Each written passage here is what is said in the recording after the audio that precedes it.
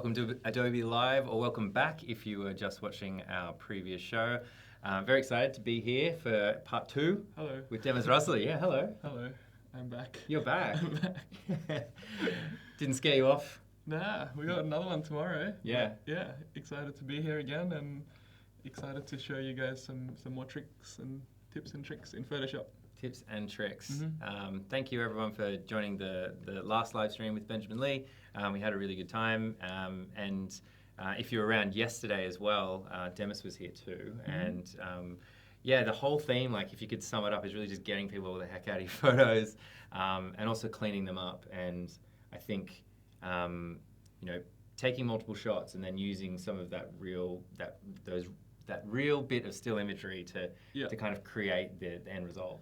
Yeah, so that's what we talked about yesterday. And I think there was a good engagement and discussion going on with some of the people in the questions.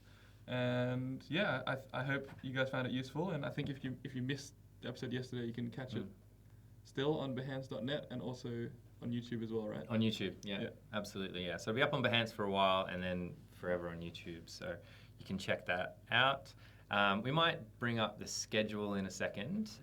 So just how to spend an hour with Benjamin Lee. Here we are with Demas Rusli, and we'll do a bit of a quick little recap of what we did yesterday there. Mm-hmm. And then you can see down the bottom there, we have speed painting in Photoshop with Jeff Chen as well. So we're continuing our love for Photoshop. It is Photoshop's birthday.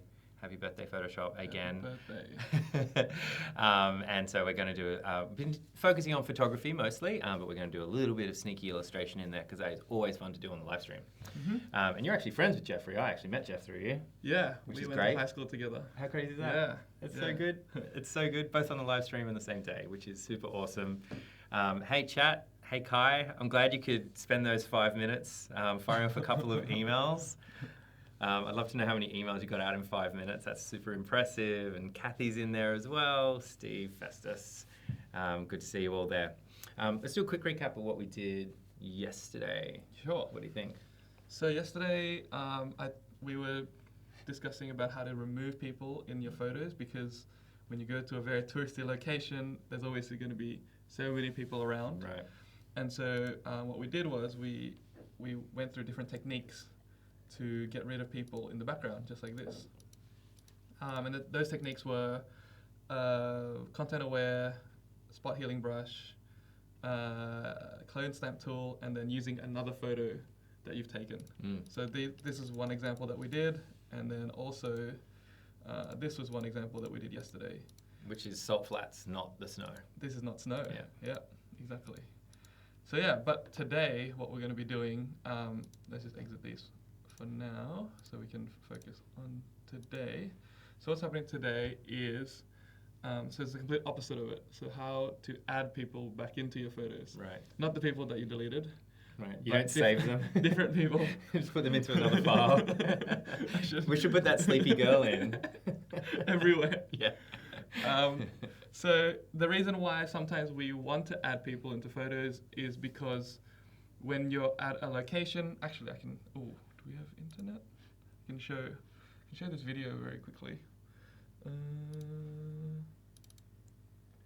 I was at this location and see how many people there were here? They were just, because I wanted to do light painting on the street and I felt really bad if I was to light paint with all these people there, because I would ruin all their photos, because everyone's doing long exposures, everyone's got their tripod set up. Right. And so I would feel really bad. So that's one reason why you would Photoshop someone in later.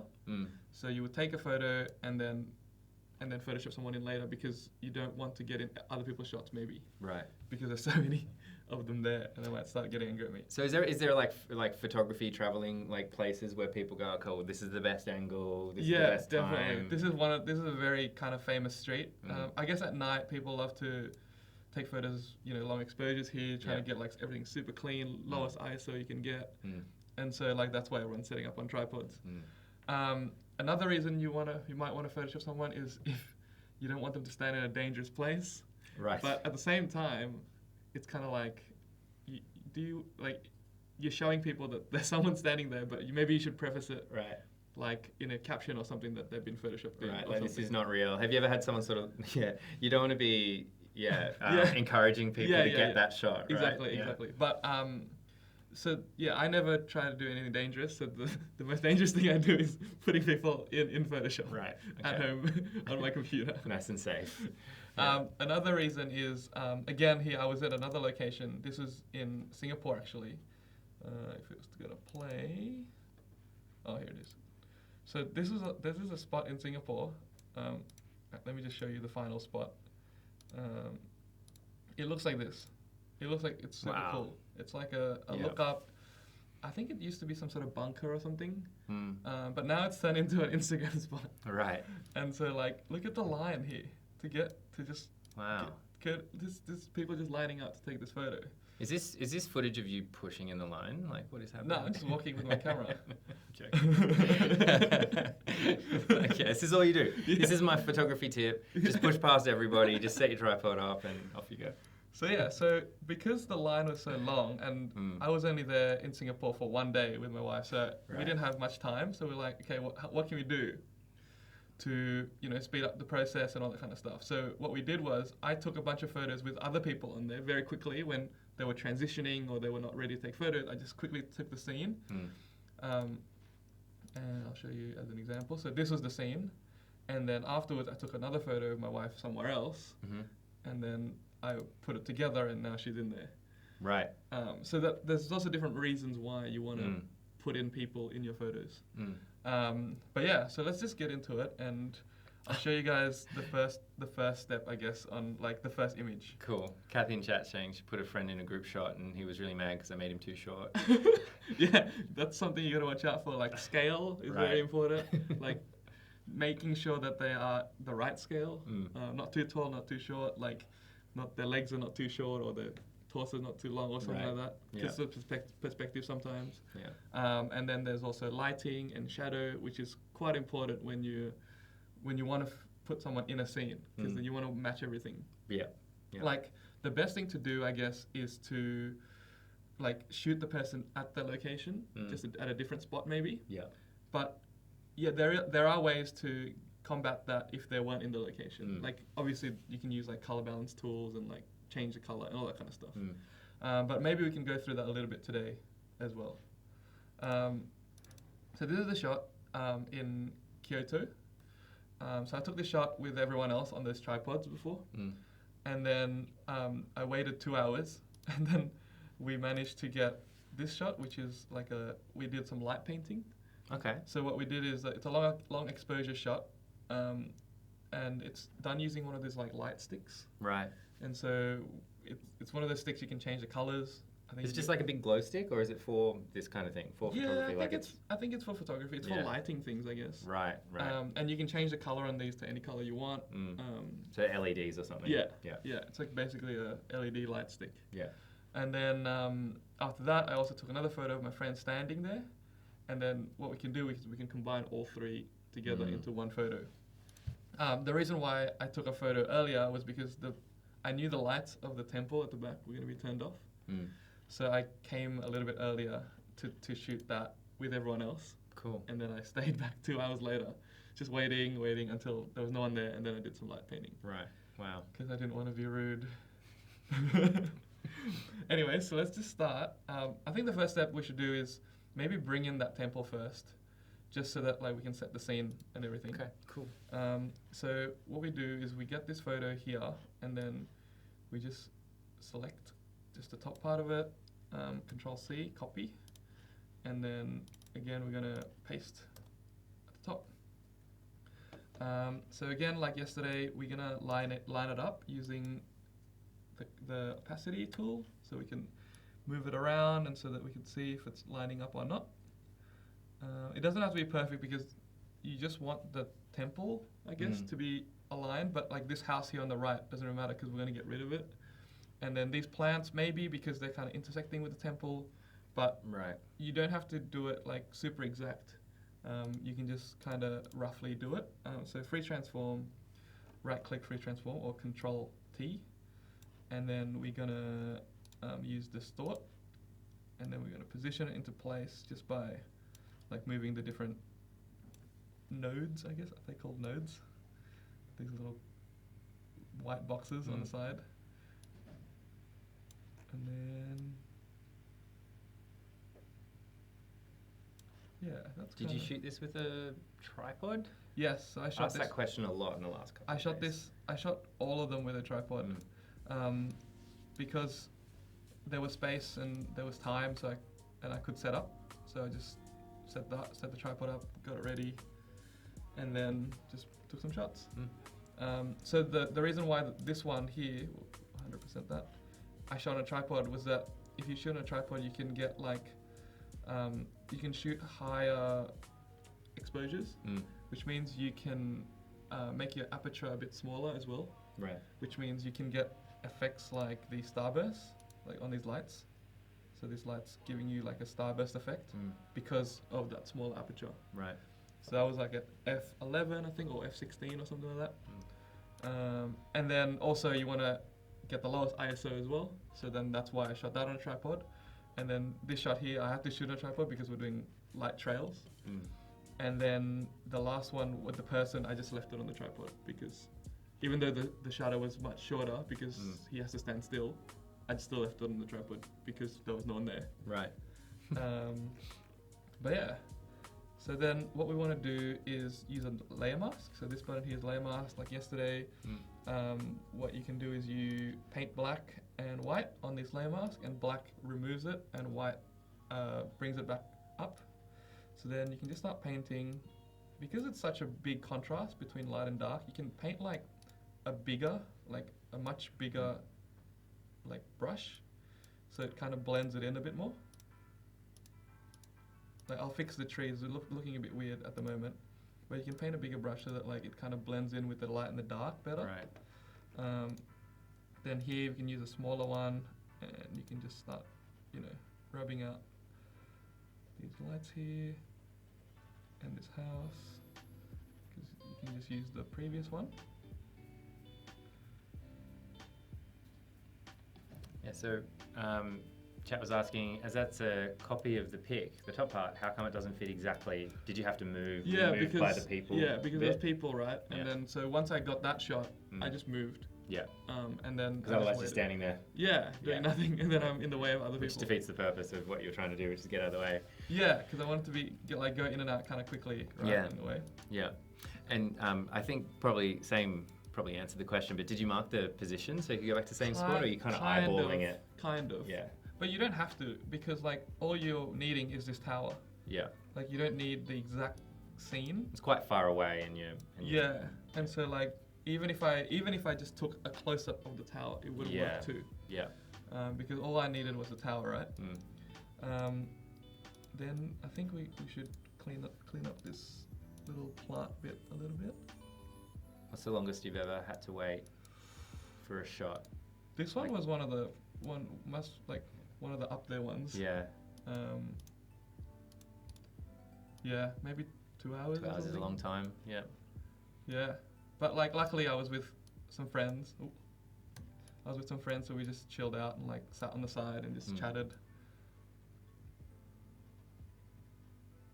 Yeah, so I guess you can just like keep playing with this mask until you feel like it's kind of clean, I guess.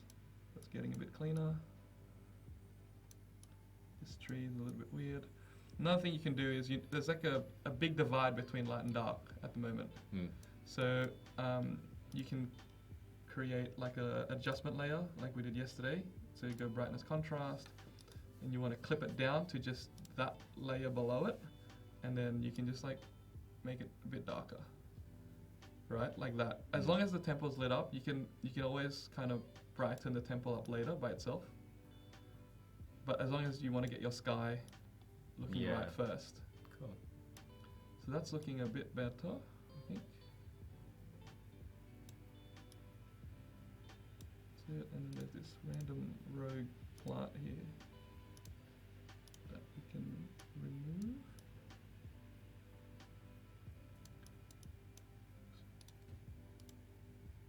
Yeah, it's a bit fiddly, like as in, if there's like little plants and stuff, it's a bit fiddly, but if you just take a bit of time on it, you can get rid of it pretty quickly. wrong way. Yeah, something like that. Looking not bad. So now we have the scene. We can also tidy up a few things, like here you can see my friend's legs. Oh, right. So he's running, right, with the light. Yeah. I guess he got captured in there for a little second. So we can just grab like maybe this part of the trail and then copy it to a new layer and then move it into place. And then again, you can make it 50% to see below. And then you can free transform and then distort into place. Like you can position it into like, so it's covering his legs. So it doesn't like, yeah. And again, you can use the layer mask tool after that to fix up the hard edges. Oops, too big.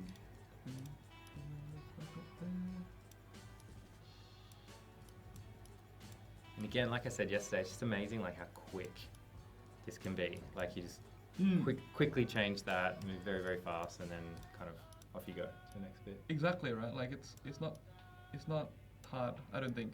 As in like, I've done it lots of times. Yeah. But like, just copying one layer, moving it to another place. It's like cutting paper. You know, like you just. I kind of think of Photoshop as like, you know, gluing things on, and like the layers are the different pieces of paper, and you're just covering things.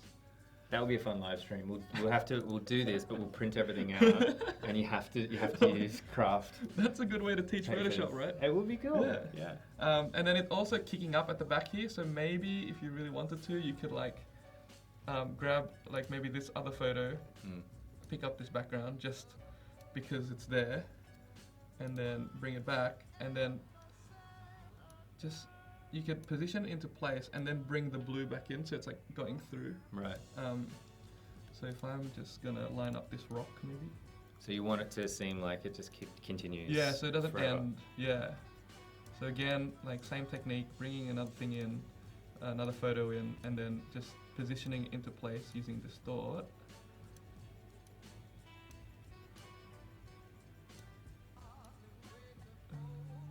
It's looking.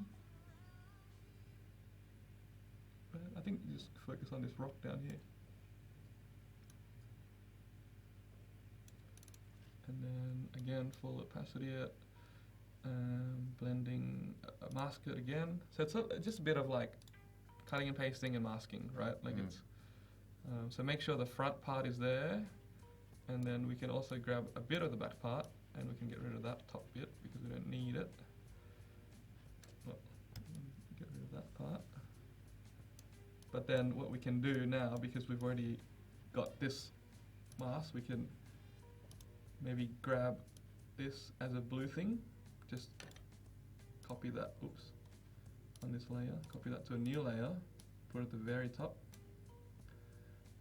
and then we can manipulate this one so that it's kind of, you can stretch it, you can stretch it, you can distort it, so that it's keeps going. And then again, layer mask.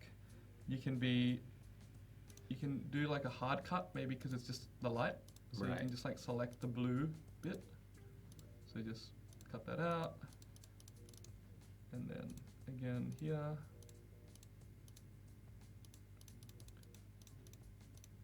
And then you can just you can paint black in those parts because it's a layer mask.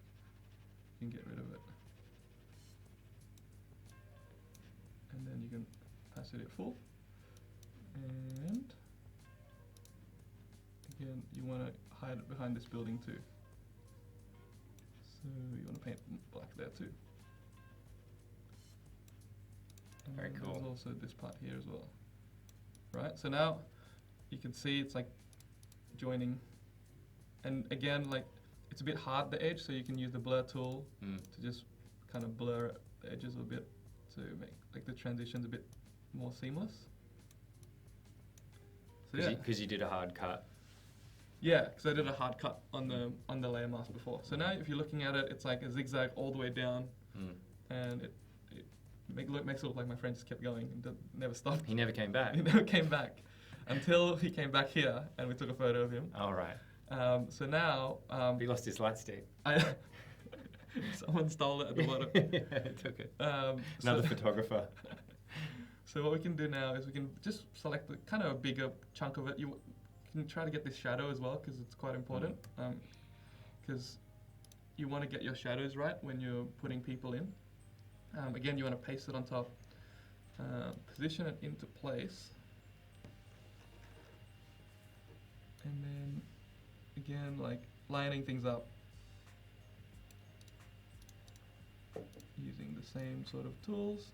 So it's like basically the same thing repeated a few times, but just like different things getting copied in and out kind of thing. So maybe we can try getting like the floor pattern if we, yeah, it's a bit.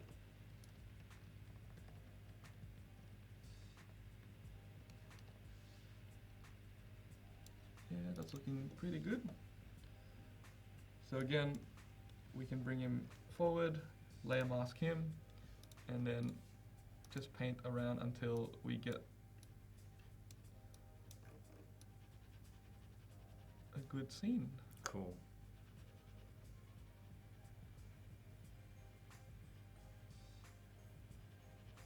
Suppose we want to get these light trails back in.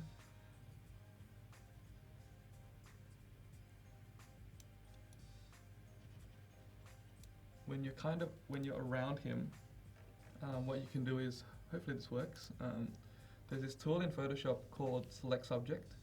So if you click the magic wand and then there's a Select Subject button on the layer. So it's kind of selecting him. It's not bad, so we can add to the selection or remove some of the selection. So now that's a good start. His arms are almost the same color as the background, so that's why maybe you didn't select it. Yeah. But if you hold shift and like use the lasso tool, you can just mask around him. It's a bit like what we did yesterday with the Content aware, yeah. Content aware fill, where it's a good place. It's such a good place to start, even if it doesn't work perfectly. Exactly. It's like a massive time saver. Matt was asking in the chat, do you always use a mouse, or do you ever use a pen, tablet, or anything like that? I've never used a Wacom or anything. I've always used a mouse. You've ever tried one? Never. Never tried one. Never tried one. I heard it's good though. Yeah. I heard it's good. I should try it. We'll get you one. Get you one to play around with for sure. So the head, I don't think is like it. I just do it anyways because there's no light behind him. The whole point of this was to just bring back the blue, like so it's clean behind him. But you can just roughly cut around his head. But now, so we've got him selected. Maybe let's get his shoes as well. Shoes.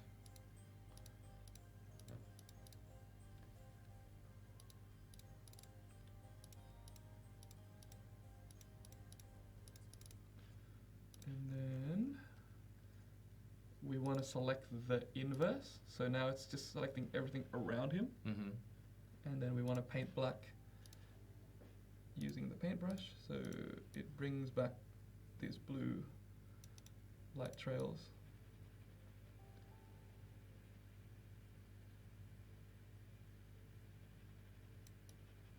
And that's kind of it, right? Like he's in now. He's in the photo now. A bit sharp there.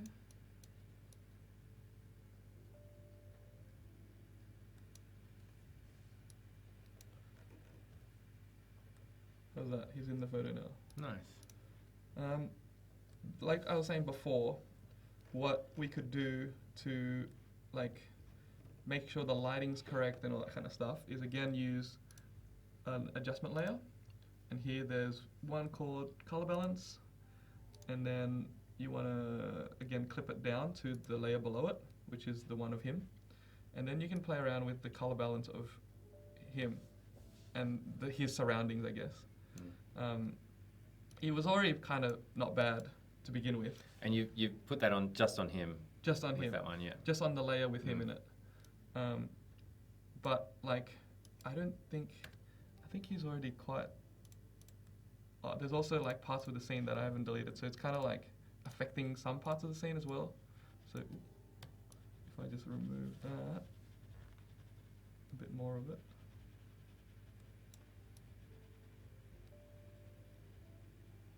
Then it will affect less. So there's these parts here that I haven't removed.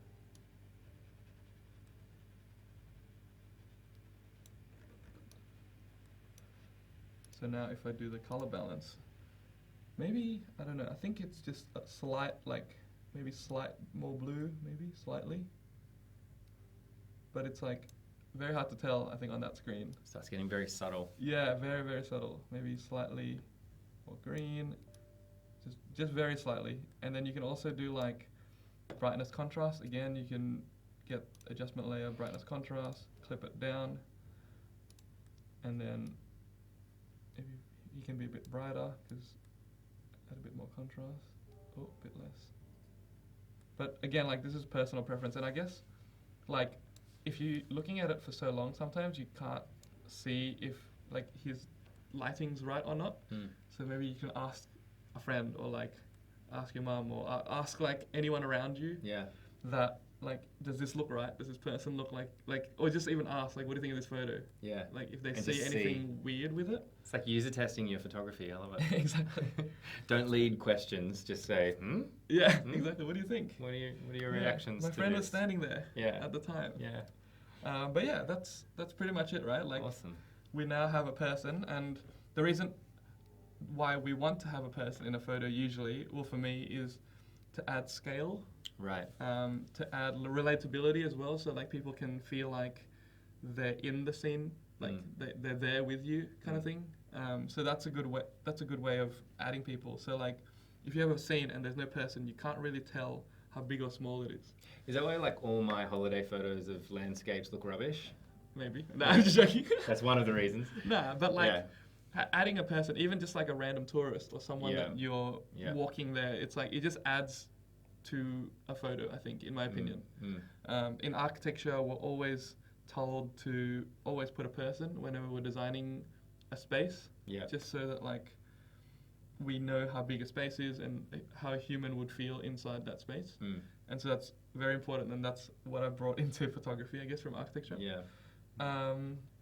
So that's adding a person. Maybe like you want to bring out like some of the back, so you could like opacity him a bit lower. So I think the one I posted on Instagram was something like this, because it's kind of like him standing there and you want to see the trail behind him. Right. And it's kind of like a long exposure. You know how like if you stand in one spot and then you leave, that like one spot, the longest time you stood there, you kind of get most, I do get it, This kind of makes it feel like it's one shot. Yeah. More than the other one, because it's like you can see the background a little bit more.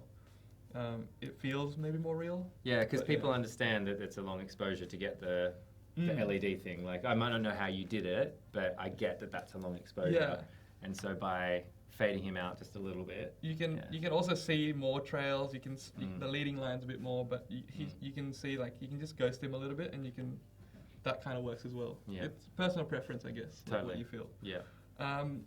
I guess next we could just try the other one.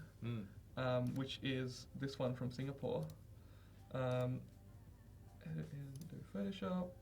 When were you in Singapore to take this? It was just over Christmas break, so it was like quite recent actually. Just maybe, end of December. Yeah.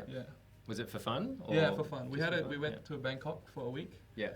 And then we transited back to Singapore before coming back to Sydney. Cool. Let me just open one more file. So I took one where it's kind of empty, but I preferred the composition of the one with those two people standing there. Right.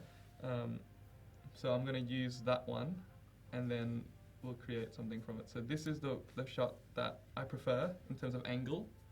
Then there's these two people getting ready to take their photo. Using yesterday's technique, we could remove them. It's funny, it's like removing and then adding, but like it's creating what you want. Yeah, right, in a totally. way.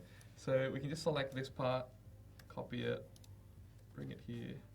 Again, I didn't use a tripod for this, so like you just try to line it up using just the tools in Photoshop, just the distort tool, And again, doesn't have to be perfect because like behind it, some trees, some shrubs, like they can blend pretty easily. Right.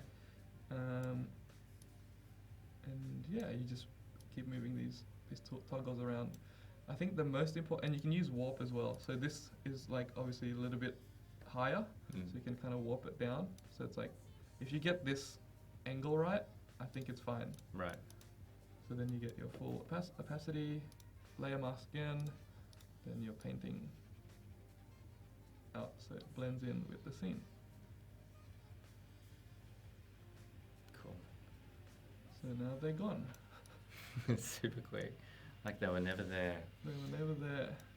Yeah, I noticed yesterday when you were doing the clone stamp and also when you were doing this, is when you were finding those particular points, like within the image, which I think is just such a great tip for using it. Like finding that it's like, okay, what's the main thing that I need to line up here? Yeah. Or what's my main reference point that I know is to be true? Because you don't have to line up everything, right? Like, because you only need this part to look right. Again, like this little sign, you could get rid of it using content aware, like we did yesterday. Right click, fill, and then content aware, and it just disappears. Yeah. Some stuff about the image that kind of annoys me is like this black corner at the top. Right. And then this little entrance to a tunnel here. So to get rid of this top corner first, what I can do is usually sometimes I drag a ruler from the right to just pick the center point. You don't really need to do that. You can just select it anywhere. I'm just trying to copy this top left corner to the right corner. So I'm just going to copy it, free transform, and then flip horizontal. And then you just drag it. That layer via copy is super useful. Yeah, drag it and then hold shift, so it's like just perfectly moving horizontal. And then again, we can do a layer mask here, but we can invert it first, so it's all black, and then we can paint it back in. So it's the opposite sort of technique. So now we've got the white brush, and we can sort of paint in this. It's also not looking 100% because of the tiles. So again, you can free transform and distort it until the tiles kind of look and join properly, maybe. So just keep playing around until it kind of hits like a sweet spot where you can't really tell there's, joining lines and stuff like that. Just kind of get in there and keep moving it around.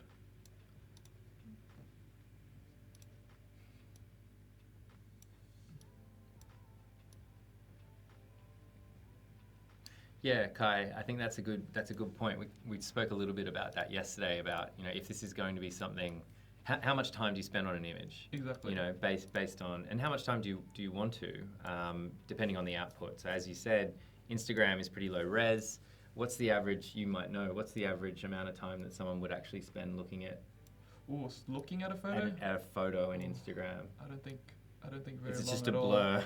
So we're all doing this. I think everyone's just like scrolling really quickly. It's crazy, right? Yeah. So people take it in really, really quick. So yeah, absolutely. To your point in there, it doesn't have. You don't necessarily have to get into like super close detail. But yeah, that's looking not bad. You can see that the top corner is getting there. You can get rid of this guide because it's kind of in the way. Then we want this bottom corner. It's a little bit harder, but I'm just going to grab this photo here. Or you can actually use the same photo, but you can just grab this photo, select like this part, and then copy that in. So it's a bunch of like copying and just making it bigger, just like so that the tiles line up.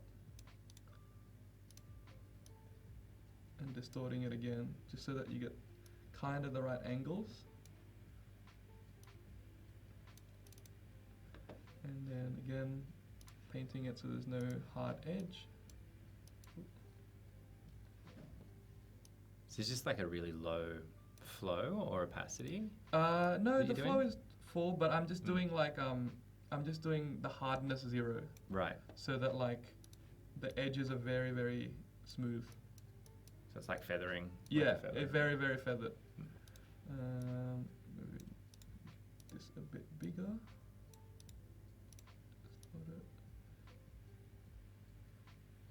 But yeah, because they're kind of tiles, you can kind of line them up. And it'll look fine, I think. Yeah. So yeah, so now we've got top and bottom covered. Cool. And time to bring my wife into this photo. So again, like before, we can just select her first, and then bring her in first. Because I shot this at the same place, you can kind of use this kind of what she's standing on as a reference, because it's almost the same size as what that. Is that why you chose it? Yeah, I guess so, because I just wanted to take a photo on the side. Like it was very close. I'm just very quickly just stand up here and then I'll try to get a photo of you. Change the opacity to 50. And also the angle doesn't have to be perfect. As long as you're shooting upwards, it's good enough to see it, you know. Right. To be able to see that it's looking up at her. It doesn't have to be like exact angle. So we just keep going. So yeah, that's kind of getting there in terms of size. Bring it back forward. That's a good question. So that's an interesting structure. Yeah. What is this place? Yeah, I think it's called like something bunker or something. Right. I think it used to be some army bunker that now got overgrown leaves and like, I don't know. It's pretty random that it's a photo spot now. Yeah. Another thing I do is that get that same ruler from before, and then so I can position her in the center. Because I thought the center was there, but the center is actually here. And I can position her in the center. Make sure her feet are looking right. And okay. Same sort of technique as before when you want to select the person. Go on the layer and then magic wand tool and then select subject. And see how lucky you get. It's pretty good. You can change like tolerance levels as well, I think, and it might select different things. But it's already pretty good, like I said before. And so we can just tidy it up a bit. So if you want a minus, you hold Alt, and then you just drag around, click around. And then if you, again, this needs to be minused. I'm going to minus this here as well. And again, you don't need to zoom in to 400% as the comment was in chat before to get this perfect, because you know that it's going to be quite small in the grand scale of things. Exactly. Yeah. Karen was asking in chat, do you often shoot with the plan of putting it together in Photoshop later? This one I definitely did, because from that video we saw at the beginning, it was like so long, I was like, I'm definitely gonna, we're not gonna spend so much time here. So yeah, this one I definitely had in like that in mind. But usually, like when there's a photo with no person, I always want to try to put a person in. Like if it looks believable, like obviously if it's like somewhere a bit crazy or like a scene where you don't really need a person. I don't know. If it's like too far away or something, then you wouldn't do it. But something like this, you probably should have a person, because it's kind of, it looks a bit off if it's just empty. It looks a bit lifeless in my opinion. But I mean, it's personal preference, right? Like people like photos without people in it, and that's completely up to them. Yeah. So now we've got her selected. We're just gonna hit this layer mask button, and then the whole background's gone. And then because her foot is in front, we can just bring this ledge in front from the bottom, from the original layer. So we're just gonna select this quickly, and then layer by copy, move it to the very top. Whoa, what's happening there? That's strange. It's our other. What was that? It's the other layer we put in over the top. Oh, it is. Hey, it's this guy. It's this guy. It's this guy. Okay. So what you can do now, you can flatten it first before you do it. So now that's that layer. You can flatten it by. I think Ben showed that shortcut before. Like Which one? the one he had like. Oh, the one he had saved. Yeah. Yeah. So I just know it because of muscle memory. Right. I think it's Control Alt Shift E. Yeah. So Right. It's just creating a new layer. Yeah. And then now we can do it. He was in After Effects, I think, doing that, wasn't he? Was he in Photoshop? I think it was in Photoshop. Yeah, maybe it was in Photoshop. It was when he wanted to create a picture from the frame that in the London tube. Yeah. Yeah. Yeah. Yeah. Then you want to copy that and then bring it to the top, and there we go. So yeah, so now she's in there. It's more about positioning now and like lighting. So maybe I can make her perspective-wise. It's slightly a bit off. So maybe I'll just push the perspective, play around with that, and distort a bit. Lean her a bit this way. You can hold control, so you've got more control. Also, maybe like it kind of looks like her torso is looking a little bit too short because of the angle. Right. So you can just like grab half of her body and then free transform and kind of pull it up a bit. Oh, well, it's because of the layer mask. Right. So what we can do is we could duplicate this and then flatten it so there's no mask anymore. You do create a smart object, convert to smart object, and then rasterize it. So now it's just her. Again, we can do the same thing. Free transform. Make it slightly taller to just fix the perspective a little bit. And I think she's now too tall, so we can just bring everything shorter. Cool.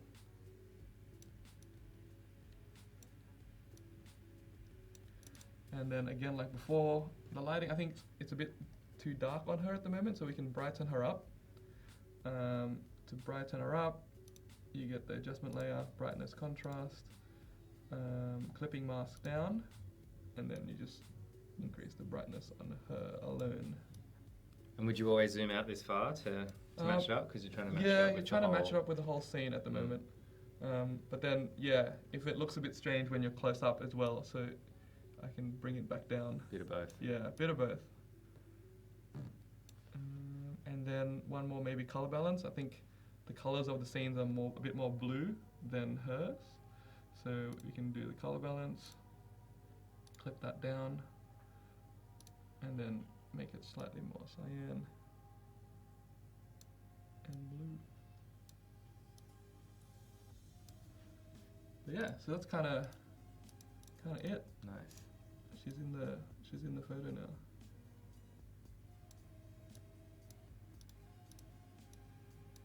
Most of your images, like your wife and your friends and other photographers that are out on the shoot, you like pose for each other. Yeah. So you're in a lot of your friends' Yeah. photos. Yeah. Yeah. Little Demas. Yeah. Think of- Little Demas. Yeah. Little Lucy. Yeah. And yeah, that's it. Nice. I think. Yeah. So that's how you add people into photos. I think it's like just knowing when to use it is maybe quite important because Right. like you don't want to start putting people everywhere. Yeah. Like just for me, it's just adding that bit of scale and relatability, like I said before. Yeah. But yeah. Yeah, and I really like with the, when you're making things symmetry as well, it's like you duplicated everything, but you're only changing as small amount as you possibly can, and then making it all look very realistic. Yeah, so if you duplicate something, like mirror something, it obviously looks very mirrored. Yeah, like your mind picks it up straight away. Yeah, so the way to do that is you can change the tone of it, you can make it a bit darker, you can only just use a little corner so that you don't really pick up, your mind doesn't really pick it up. And that's just like kind of techniques that you learn along the way. As the more you edit, the more you kind of see, that's so symmetrical, it doesn't look real. Right. So then you play with different, like changing different things, like only spot healing one side and not the other side, stuff like that. Yeah, super cool. We've got a couple of minutes left. I thought what we could do is have a quick, because some of the people are asking about some of your other work. Maybe we could just bring up your feed. Ooh, do I have internet? Do we have internet? I don't know if we do have internet. I didn't connect you. I can just get... should we connect? No, it's going to take too long. It'll take us more than 10 minutes to connect. But yeah, we can go through that tomorrow as well. We'll go through some work feed tomorrow. Go through tomorrow. But are there any questions? Yeah, throw it out for some questions. maybe you can read this one. Yeah, you got it. Did you put your friend in the nagging capsule mirror image photo or? Yeah, so that one I did exactly the same thing. So it's a photo I posted yesterday. Yeah. Oh yeah. Of the. Do I have it? I think I do.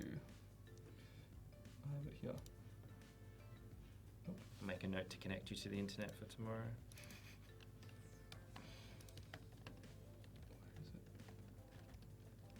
Where is it?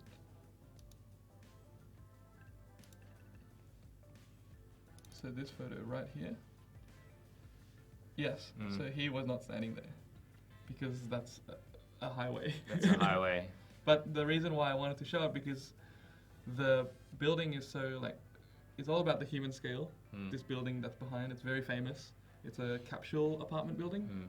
And so each little circle there is someone's apartment or used to be someone's apartment. It's only like 20% occupied at the moment because each room is so small. Yeah. And so the reason why I put him there is just to give a bit of scale, just to relatability and just put someone there to just, yeah. Yeah. But I used exactly the same technique. Yeah. Yeah, super cool. And then tomorrow we're going to answer some of those very common questions that you get all the time. Yes, so tomorrow I get this question come up all the time, which is like, how do you grow on Instagram, or how do I get big on Instagram? It's a question that so many people ask. I find it like it's interesting because it's sort of like a career path that kids want to be these days. Yeah. It's such a different world, right? Like, it's like, what do you want to be? I want to be a YouTuber. I want to be Instagrammer. It's like, I want to be TikTok famous, Demas. Like, make me TikTok famous. So I guess we can just like have a bit of a discussion on how to like better position yourself in that way. Right. Like numbers obviously doesn't really matter. It's more like we'll talk about this tomorrow in more detail, but it's more to do with like honing your skills and getting better at it and showing like why you're different to someone else, or like how you can, you know, create something creative and show the world, I guess. But yeah, we can have a longer discussion about that tomorrow. Have an in-depth chat then. Okay, cool. Well, thanks for coming on the show. Worries. Part 2. Yeah. That's awesome. We've got part 3. We might bring the schedule up one more time and just have a quick little look at today. Today's our bigger day. So had a bit of a chat with Benjamin Lee this morning, and then Demas Rusli right now. We are wrapping things up. Thanks everyone in chat. And we're about to do some speed painting in Photoshop with Jeff Chen as well. So always like to sneak in a little bit of illustration, continuing our love for Photoshop because it is Photoshop's birthday. Happy birthday once again. I wonder how fast he's going to paint if it's speed painting. Well, he said it was speed painting, and I'm like, man, we've got 55 minutes. Oh man, is this just going to go crazy? I don't know. But he's loaded up all of his brushes. Wow. And I mean, you've seen his work. You introduced me to him. So it's I don't know how you could do it in 55 minutes. So I think the gauntlet has been thrown. Maybe you don't need to ask him any questions. He's just going to go crazy. I don't think I'm allowed to ask him any questions because I don't want to slow his flow. I am speed painting. Yeah, it's just going to be shh. Not that I help with my questions anyway, but yeah. So something to look forward to. If you're in chat, stick around. Good time to shoot off some of those emails, like you were saying before. Grab a coffee, come back. We'll be back soon. Thank you again, Demas. No worries. Thank you for joining us. I'll see you tomorrow. Thank you, chat, and we'll see you back soon. See you guys tomorrow.